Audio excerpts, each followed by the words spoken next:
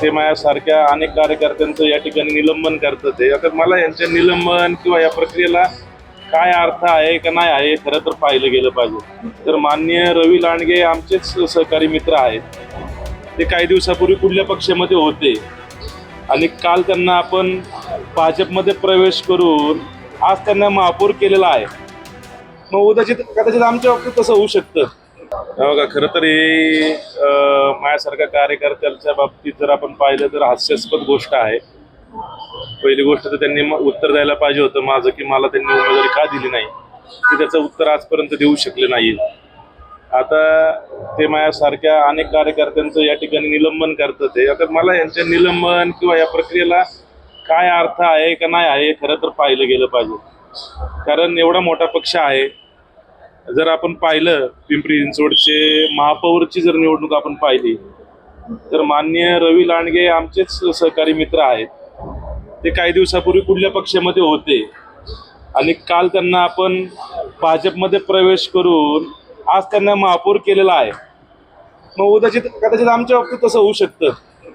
त्यामुळं असं काय हे नाही आहे. कारण एक उगाच फक्त केवळ त्या कार्यकर्त्यांना छेडायचं, त्यांना असं दाखवायचं की आम्ही तुमचा अपमान करतोय, तुमचं निलंबन करतोय, हे खालच्या थराचं राजकारण चाललंय.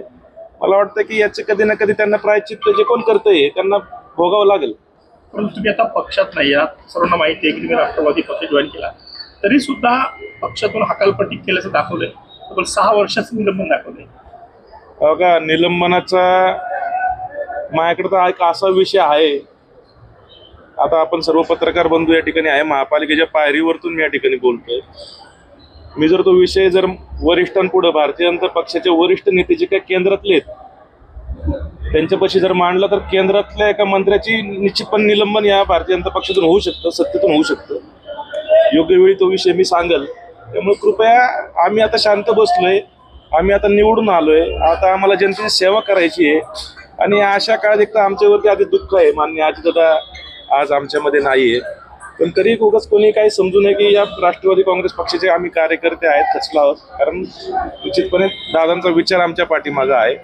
त्यामुळे आता आम्ही आमचं काम करतो. तर आज काम करताना कुठल्याही कार्यकर्त्याला छेडू नका, त्याला अपमानास्पद वागेल असं काही शब्द वापरून, हकालपट्टी, निलंबन असले शब्द वापरू. कारण त्या कार्यकर्त्यांनी तुमच्या पक्षवाढीसाठी तिथून पूर्वीच्या काळामध्ये काम केलं आहे याचं तरी भान त्या पक्षातल्या नेत्यांनी ठेवावं, एवढीच विनंती आहे. तुम्ही म्हणताय की केंद्रातल्या एका नेत्याचं निलंबन होऊ शकतं, मंत्र्याचं निलंबन होऊ शकतं.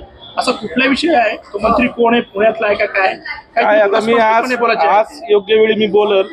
आता यांचे पाहतोय मी काय काय करतात ते, त्या भूमिकेवरती ठरवलं की काय करायचं.